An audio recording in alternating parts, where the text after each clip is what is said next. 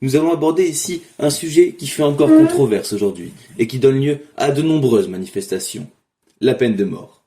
C'est une peine criminelle sanctionnant les crimes les plus graves. Nous allons voir ce qui a lancé le débat contre la peine de mort, puis par la suite la place de la France dans la lutte contre la peine de mort. Tout commence avec l'affaire Clévreau en 1971. Deux détenus, Claude Buffet et Roger Bontemps, prennent en otage une infirmière ainsi qu'un gardien de prison lors d'une tentative d'évasion. Claude Buffet finit par égorger ces deux otages.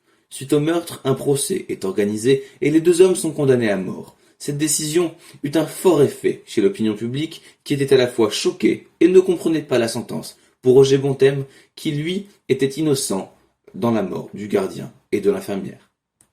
S'ensuit en 1974 une nouvelle affaire qui reste une des affaires les plus connues aujourd'hui. Celle-ci se déroule à Marseille. Une jeune fille, Marie-Dolores Rambla, est enlevée puis tuée. Tous les témoins et les preuves se tournent alors vers un certain Christian Ranuzzi. Il va alors être inculpé et va passer aux aveux. Seulement plusieurs jours plus tard, il va revenir dessus en avouant que la police lui a mis la pression et clame son innocence. Mais cela n'aura aucun effet et il sera condamné à mort.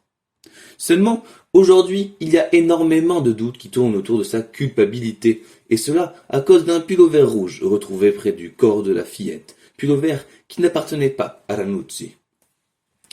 Il faut savoir aussi qu'il y a eu des changements dans les témoignages, mais que cela n'a pas été pris en compte durant l'affaire. Et finalement, l'affaire va être marquée, l'affaire qui va, marquer le combat contre la peine de mort en 1976 à Troyes. C'est l'enlèvement de François Bertrand, un enfant âgé de 7 ans. Celui-ci va être retrouvé mort, drogué et étranglé. Le suspect et coupable dans cette affaire est un dénommé Patrick Henry. Son procès se déroule 1 an après les faits. Pour son jugement, il aura à ses côtés pour le défendre l'avocat Robert Badinter. L'avocat du meurtrier va tout faire pour éviter à son client la condamnation à mort en responsabilisant les juges quant au futur de son client. Ce que vous avez dans les mains, et vous seul, c'est le droit de vie et le droit de mort. Finalement, Patrick Henry sera condamné à la perpétuité et aura échappé à la mort. Mais le débat sera lancé en France. Les opinions divergent entre les Français. Dans le même temps se préparent les élections de 1981. Celles-ci vont être rythmées par le débat et les différents partis qui vont présenter très clairement leurs préférences. Finalement, c'est François Mitterrand qui va obtenir la place de président. Il va nommer par la suite Robert Badinter garde des Sceaux. Une de ses premières mesures va être de mettre fin à la peine de mort, le 18 septembre 1981. Le projet de loi est adopté par l'Assemblée nationale. L'abolition de la peine de mort est promulguée le 9 octobre 1981. Avant de passer à la place de la France face au combat contre la peine de mort, on va faire un petit rappel. Il faut savoir que dans le monde, il y a encore de nombreux pays qui utilisent la peine de mort. En 2020, 108 pays dans le monde ont totalement aboli la peine de mort. Aussi, il faut savoir que le pays qui exécute le plus de personnes est la Chine, où le nombre d'exécutés n'est pas connu, car les chiffres sont classés confidentiels. Mais on trouve aussi en tête du classement des pays tels que l'Iran, l'Égypte, l'Irak et enfin l'Arabie Saoudite. Pour lutter contre la peine de mort, il existe dans les organisations à la fois mondiales et européennes des textes relatifs à la peine de mort.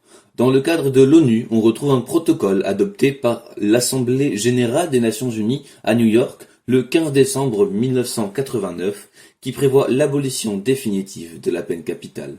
La France y est entrée le 2 octobre 2007. À ce moment-là, les États pouvaient appliquer la peine de mort en temps de guerre s'ils jugeaient cela nécessaire. La France ne l'a pas fait. Aujourd'hui, 87 États ont signé ce protocole. Au niveau de l'Union européenne, l'abolition de la peine de mort est une obligation pour devenir membre. Aussi, il existe une charte des droits fondamentaux qui interdit la peine de mort, l'expulsion ou l'extradition d'une personne vers un pays où elle pourra être tuée.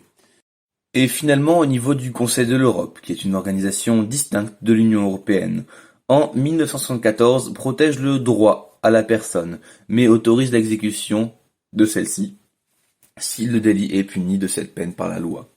Il va y avoir ensuite une évolution. Là aussi, la peine de mort sera abolie en temps de paix. Elle sera maintenue en temps de guerre si le besoin s'en fait sentir. La France va ratifier cet accord en 1986 et enfin en 2008, elle va voter l'abolition totale de la peine de mort.